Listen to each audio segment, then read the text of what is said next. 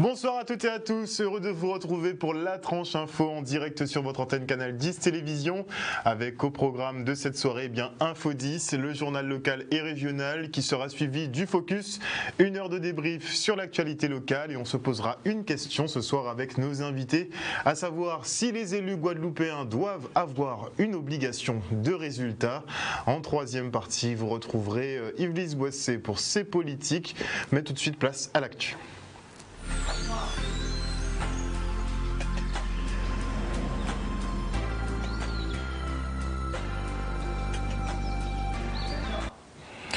Nous sommes le mardi 14 janvier 2020 et voici les titres de cette Info 10 que l'on va passer rapidement puisqu'on n'aura pas forcément le temps de tout traiter ce soir. Et on passe tout de suite à la première actu, à savoir ce nouveau sursis pour France Antilles qui voit son jugement reporté au 30 janvier prochain. En redressement judiciaire depuis juin dernier, le groupe de presse attend qu'un repreneur sérieux se présente et tente de maintenir les 240 emplois qui sont en jeu. Le quotidien enregistre 500 000 euros de pertes par mois pour 28 millions d'euros de chiffre d'affaires annuel. Il faudrait donc au journal 9 millions d'euros pour être relancé. Un financement difficile à trouver, même avec la participation de l'État à hauteur de 3 millions et des actionnaires sur un montant identique. Il reste tout de même 3 millions encore à trouver. Et en ce qui concerne la petite fille de Robert Hersant qui avait repris le journal en 2017, elle propose de faire du journal un tri hebdomadaire avec une seule imprimerie basée en Guadeloupe. La Guyane, elle, poursuivrait, mais uniquement avec une édition sur Internet. Mais même si le financement était bouclé, seuls 114 emplois seraient maintenus. Un second repreneur, Octopus Network, dont l'actionnaire principal est le président du MEDEF de Guadeloupe, à savoir Bruno Blandin, lui propose de ne garder qu'une trentaine de salariés sur l'ensemble des 3 départements. Et une troisième offre concerne la Guyane où un chef d'entreprise prévoit lui de conserver seuls 15 emplois. Et hier soir, Fort-de-France s'est transformé en véritable brasier suite à des altercations entre les militants zéro chlordécone et la police, venus soutenir 7 de leurs camarades qui comparaissaient pour avoir bloqué des magasins appartenant au Béquet. Ils se sont vus refuser l'accès à l'audience. Beaucoup trop nombreux, les policiers ont tenté d'évacuer la foule à coups de tirs de lacrymogène et autres flashballs, occasionnant plusieurs blessés et de quoi mettre le feu aux poudres au point que la tension n'est pas redescendue, bien au contraire. Une station-service à proximité du tribunal a été incendiée et les heurts se sont poursuivis jusqu'à très tard dans la nuit. Et il était très difficile d'accéder au bourg de Bémao ce matin et pour cause, la mobilisation des agents communaux se durcit. Les syndicalistes ont bloqué les divers axes routiers de la ville pour exiger un retour sur la table des négociations et l'application du protocole d'accord signé en novembre dernier. On fait le point.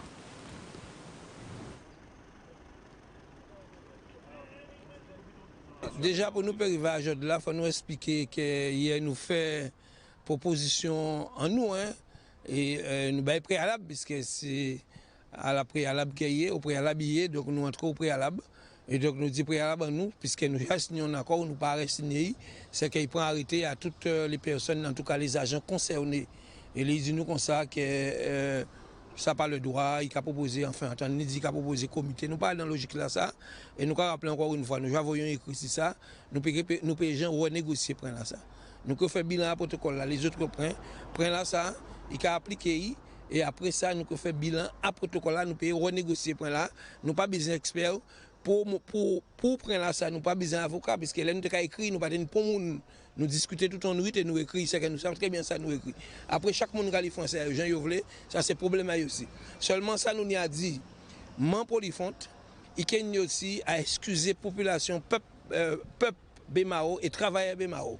Parce que là nous fait une proposition là, nous dit qu'on ça qu'on nous habitué faire, veille d'autres, nous disons là nous allons attendre. Et il dit moi qu'on ça travaille Bémao, peut même pas il pas une proposition à faire. Alors nous avons dit que les gens ont un mépris. Et ça pour nous, sont une déclaration des voyous. Ça. On met pas parler comme ça. pour travailler dans un pays. Alors peut-être il ne pas connaître là, peut-être il pas en place ça, il n'y a pas moyen après ça. Mais il mettre bien. Il a sorti dans la négociation, il a sorti justement ces protocoles-là, il est dans le mépris. Il dans le mépris et l'insulte. C'est ça qu'il a fait aujourd'hui là, c'est insulter les gens. Et donc, il dit l'école est ouverte, pas ça si l'école est ouverte, et nous allons continuer à faire grève. Nous savons très bien que l'État français qui agit, ça c'est problème à y. Mais nous avons dit, monsieur le préfet aussi, à parler que vous voyez moun ba moun kou, ça peut servir à rien pour le pays là, pas ça pays là besoin justement. Le pays là besoin encore autorité politique avant il prend justement la gouvernance, c'est ça qu'il a fait, c'est baser moun la leçon. Parler bah yo peut organiser yo et donc nous pas ni bon problème nous qu'a dit qui préfère qui président de la région qui président du département c'est organiser pour conflit ça yo régler yo que régler parce que nous péquer arrêter et nous que continuer nous qu'a rappeler tout le temps chaque monde chaque agent par un protocole on arrêter signer notifier mais yo nous peut jamais série de conflit là ça.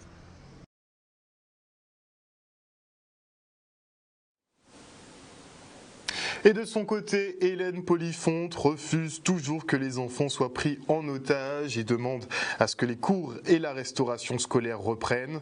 Le maire, effectivement, souhaite que l'UTC-UGTG revienne à de meilleurs sentiments au lieu de mettre la ville à feu et à sang. On l'écoute au micro de Michel Depape.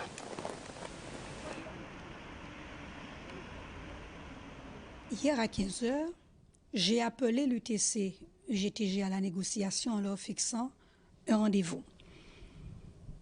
Visiblement, ils n'étaient pas venus pour négocier, ne serait-ce que dans leur posture, parce qu'ils sont restés debout. À cette reprise de négociation, oui, c'est vrai, j'avais fixé un préalable. Il s'agissait de l'ouverture des écoles, mais aussi également la reprise de la restauration scolaire. Pourquoi? Parce que j'ai estimé que nos enfants bémaossiens n'avaient pas à être pris en otage une fois de plus dans une situation qui ne les concerne pas et dont ils ne sont pas responsables. Aujourd'hui, je suis en mesure de dire à la population que j'avais prévu une solution de manière à ce que nous puissions sortir de ce conflit. Il était question que je propose une commission ad hoc indépendante, constituée bien sûr des différents syndicats de la collectivité, constituée aussi également d'experts juridiques, d'experts aussi extérieurs, mais aussi des techniciens de la ville. Pourquoi? C'était une manière tout simplement de faire en sorte d'avoir une lecture ensemble de ce protocole et voir dans quelles conditions sortir de ce conflit. Donc, je sens qu'aujourd'hui, il est nécessaire que l'UTC-UGTG revienne, je dirais, à de meilleurs sentiments. D'ailleurs, je ne comprends pas. J'ai appelé à la négociation, j'avais des propositions, et aujourd'hui, qu'est-ce que je constate? Je constate que l'UTC-UGTG, toujours dans la mauvaise foi, toujours dans la désinformation, eh bien aujourd'hui, mettre Bémao à feu et à sang, empêchant la circulation, empêchant les enfants de se rendre à l'école, bloquant tous les accès de la ville. Et tandis que les agents communaux de Bémao se battent pour une revalorisation salariale, eh bien, les postiers, eux, luttent pour le respect de leur hiérarchie. Ces derniers déplorent l'attitude du directeur régional qui, au lieu d'établir le dialogue, aurait préféré le pourrissement de la situation au point d'en arriver au blocage des activités. On les écoute.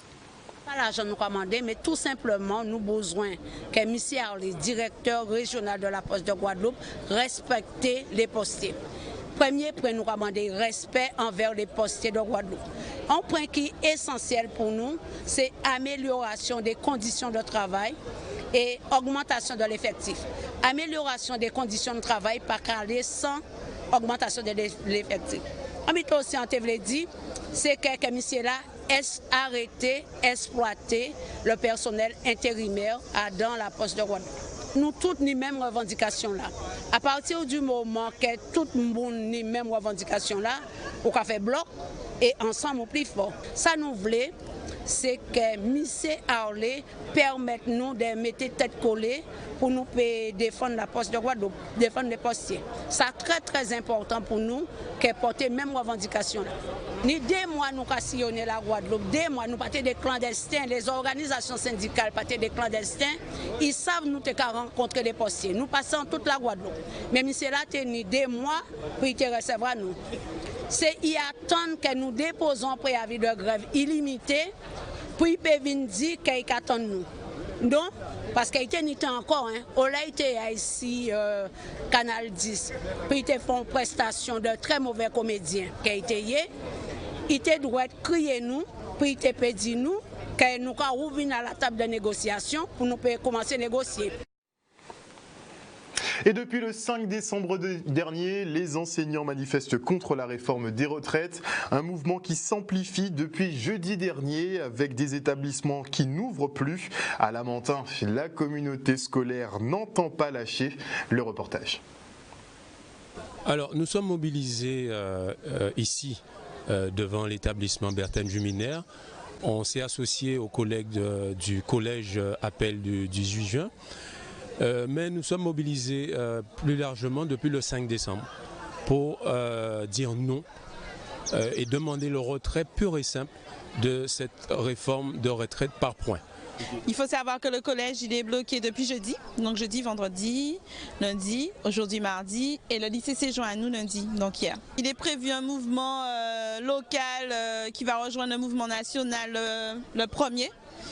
Après, on compte sur un blocage, puisque la retraite ne concerne pas que les enseignants. Nous savons qu'au niveau national, la mobilisation est très largement suivie. Et ici aussi, nous essayons, avec nos moyens, de mobiliser. On a commencé par le collège, lycée, et plus largement aussi les établissements du premier degré, c'est-à-dire les établissements de Blachon, Castel, la Poussinière et l'école du Bourg, du Lamentin, je parle là du premier degré. On est soutenu, on va dire, on est soutenu par tous. Comme vous le voyez, nos établissements sont bloqués depuis jeudi, donc on va dire merci à nos chefs d'établissement, entre guillemets. Aussi aux parents, puisqu'il y a des parents qui auraient pu nous dire ah non mais nous on n'a pas de mode de garde, donc voilà, il faut ouvrir, etc. On est soutenu aussi par les transports scolaires, puisqu'ils ont compris, au bout d'un moment, ils nous aident avec les enfants. Et puis, on n'est pas trop embêtés, donc on est soutenu. Ce gouvernement n'entend pas la souffrance du peuple, n'entend pas non plus le refus que nous opposons à cette réforme. Donc nous continuerons notre mobilisation. Nous sommes mobilisés aussi demain et nous serons aussi mobilisés jeudi. Et plus largement, nous ne défendons pas que nos intérêts, comme on l'entend souvent. Nous entendons aussi protester contre le chlordécone, les problèmes du CHU, et nous nous associerons plus largement à cette mobilisation du 1er février, où là, public-privé, nous aurons à démontrer à quel point nous sommes mobilisés pour demander des réponses aux problèmes qui concernent la Guadeloupe. Un reportage signé Dylan Bégarin et Noémie Abissure. Et retour maintenant sur ces distributions de bouteilles d'eau à Leroux et Beaumanoir au Gosier, comme l'avait promis hier la communauté d'agglomération de la Riviera du Levant. Et après plus de 2 heures d'attente quand même, les habitants ont enfin reçu le liquide vital. On ne discutera pas ce soir sur la méthode, on se contentera de dire que c'est déjà une bonne action. Le reportage d'Olivier Félix. Est-ce que nous pouvons organiser? Est-ce que nous pouvons organiser pour que arriver à nombre de l'eau pour Bamoun? Oui, parce que si nous pouvons barrer, si pas nous barrer, après ça va. Si on passe sur sa d'eau, tout le monde, on barre. Je remplace sur le comité. Ça va être un budget, alors c'est pas là va dire ça. Mais là va dire ça. Comment on se Elle a été prévue par la municipalité, puisqu'il faut savoir qu'il n'y a pas d'eau à Beaumanoir et qu'on a demandé de l'eau. Donc la CARL a décidé de faire une livraison d'eau. Et ils ont d'abord été à Leroux pour faire la première livraison. Le camion il est arrivé, mais il y a une petite panne technique et la porte de la trappe ne s'ouvre pas. Donc pour l'instant, je ne sais pas si je vais pouvoir donner de l'eau à mes habitants.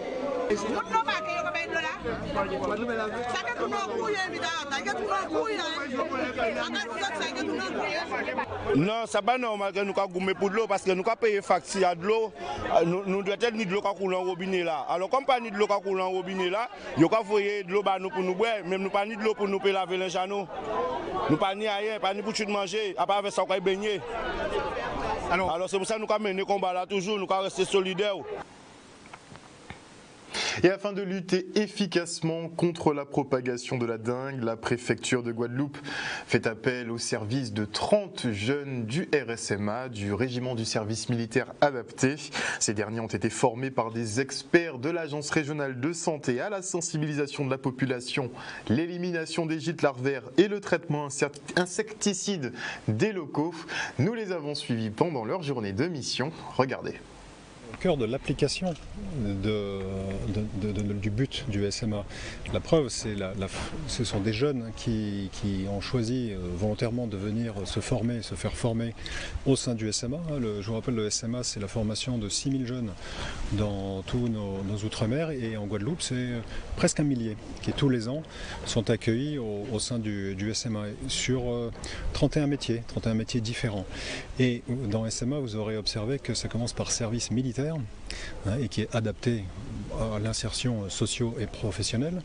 Mais service militaire, c'est d'abord être au service des populations. Et ce que les gens font ici sous la direction de l'ARS, qui coordonne les zones d'engagement, eh bien c'est bien ça, être au service de la population à travers de la pédagogie, expliquer pourquoi il est important de s'organiser pour lutter contre les foyers à moustiques. Voilà, donc nous sommes au cœur du but de la vocation du SMA. L'épidémie, l'épidémie actuellement, c'est 200 consultations évaluées chaque semaine. Donc nous constatons un léger ralentissement, on va dire, de la progression de l'épidémie, mais il ne faut pas lâcher l'effort parce que nous sortons des fêtes de fin d'année. Peut-être que certaines personnes n'ont pas été consultées, donc il faut vraiment rester mobilisé, et ce sont que les prochaines semaines qui vont nous donner une tendance sur l'évolution réelle de cette épidémie.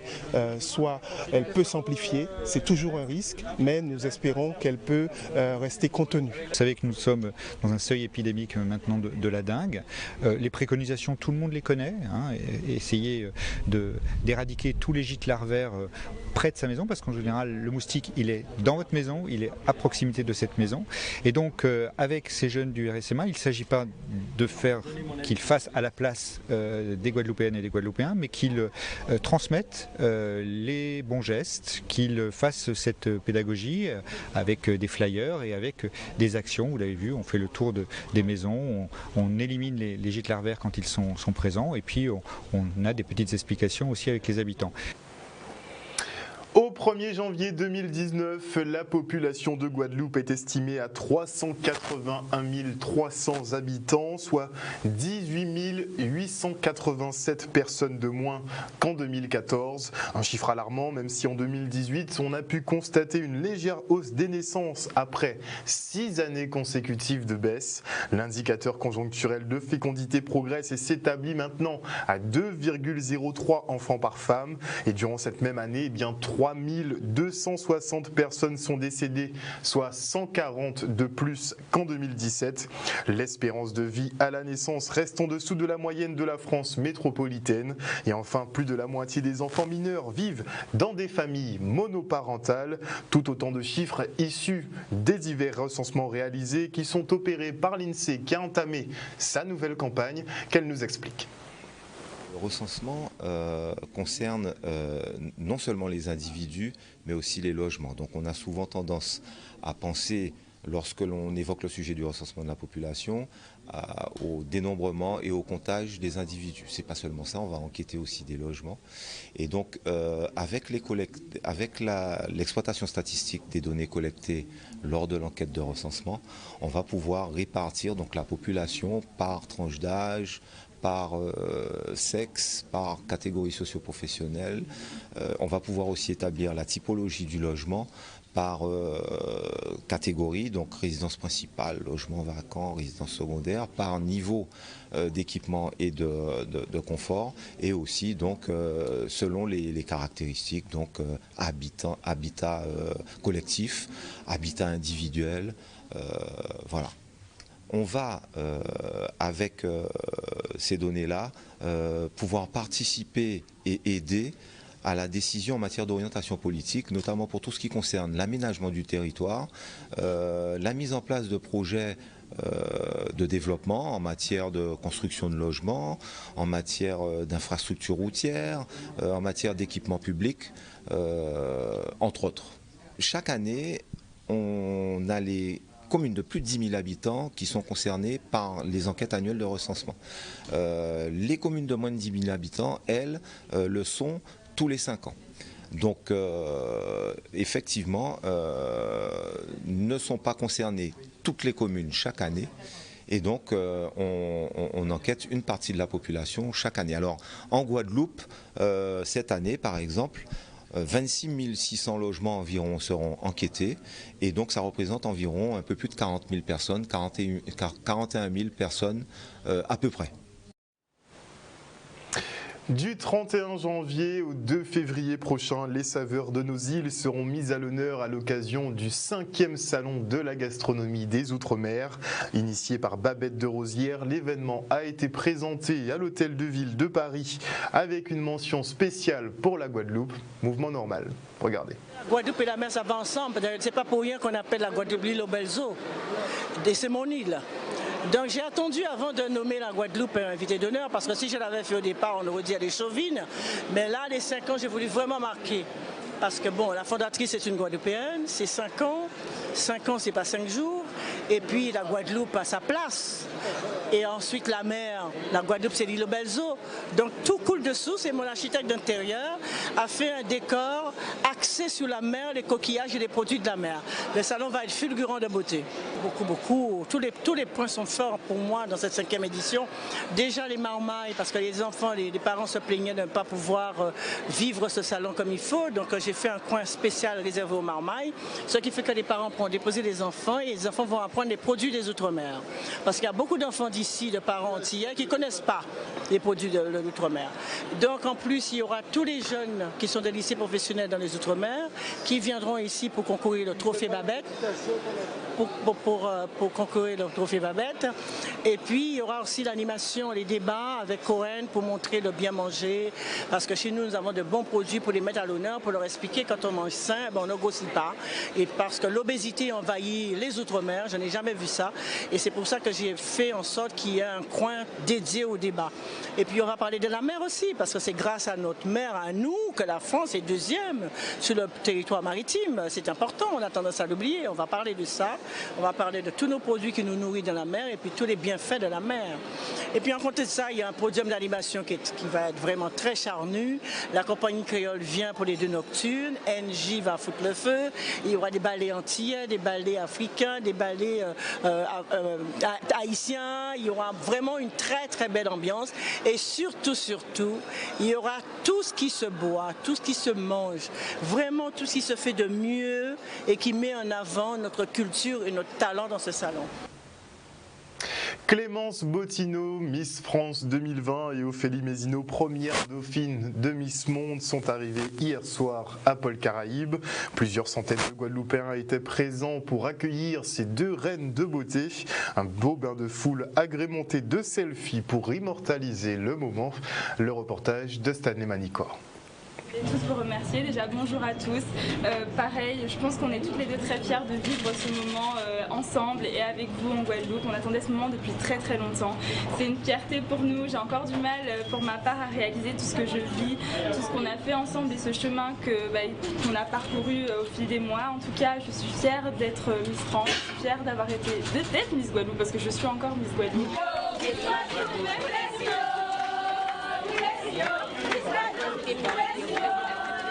très honorée d'être parmi vous aujourd'hui et surtout avec Clémence parce que je pense que c'est une belle histoire qu'on a écrite le 14 décembre et je pense que vous rendre fiers, c'est ce qu'il y a de plus beau. Donc merci à tous de nous avoir encouragés jusqu'ici.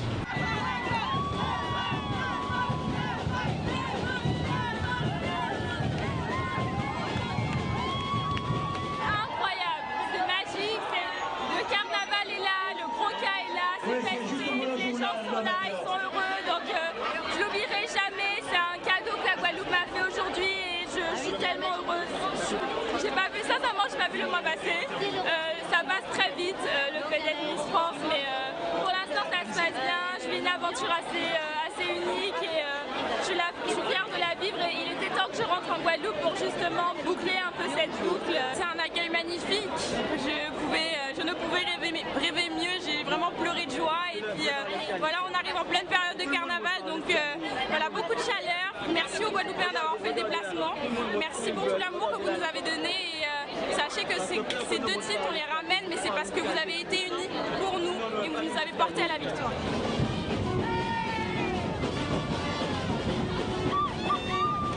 Très fière des filles. Je pense que ces dernières années, la Guadeloupe s'est fait remarquer et là c'est comme une éclosion de tout ce qui s'est passé durant ces dernières années. Je suis très fière d'Ophélie et de Clémence. On m'avait dit qu'il y avait beaucoup de choses, il y avait des surprises, mais je ne m'attendais pas à ce qu'il y ait autant de surprises, donc non, je ne m'attendais pas à ça, c'est magique. Lorsque nous sommes arrivés à l'aéroport, Clémence et moi, on a été un petit peu choqués de voir ces magnifiques pancartes, mais incroyable. Merci à la région Guadeloupe, merci à tous les Guadeloupéens de nous afficher aussi haut à l'aéroport parce que c'est par là que tout le monde passe. Donc merci vraiment, c'est vraiment un honneur.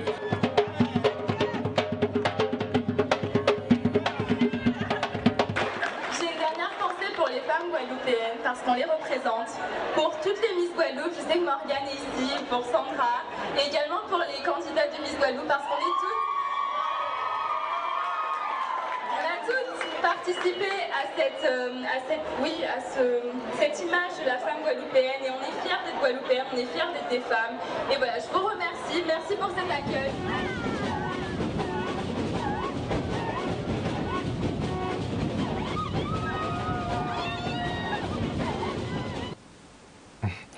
Une ambiance de carnaval qui reviendra d'ailleurs dans le focus dès ce mercredi avec le retour de votre magazine Inside Mass.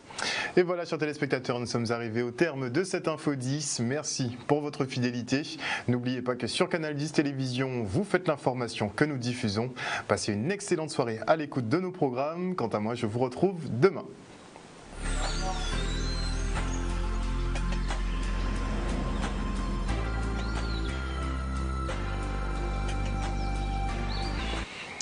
Et à venir dans la tranche info sur Canal 10, eh bien le focus, comme je vous l'annonçais en début d'édition, eh bien ce soir nous allons nous poser une question, à savoir si nos élus doivent avoir des obligations de résultats et si effectivement ils ne respectent pas ou n'atteignent pas leurs objectifs.